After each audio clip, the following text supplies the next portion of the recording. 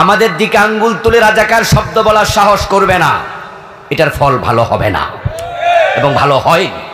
কোথাকার কোন 71-এ সে রাজাকার শব্দ ঢোল বাজাতে বাজাতে বাজাতে বাজাতে আমাদের গায়ে পর্যন্ত লেপনের আপনার এই প্রচেষ্টা তারা করেছে, দুঃসাহস তারা করেছে।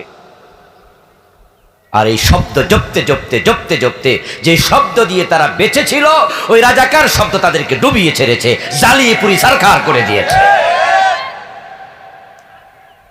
ছাত্ররা স্লোগান দিয়েছে, চেয়েছিলাম অধিকার, হয়ে গেলাম রাজাকার।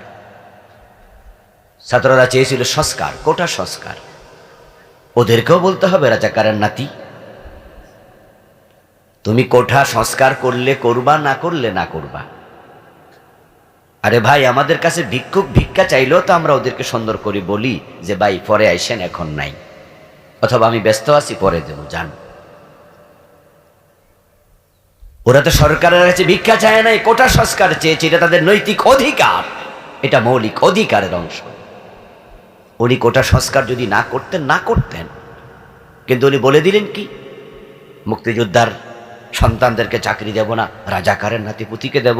যেই রাজাকার শব্দ দিয়ে আমাদেরকে দমাইছিলাম, কোরআনের কথা বলতে দেও নাই, যে আলেমরা কোরআনের কথা বললেই রাজাকার বলে গালি দিতা, ওই তোমার মুখে রাজাকার শব্দ তোমাকে দেশ থেকে পালাতে বাধ্য করেছে।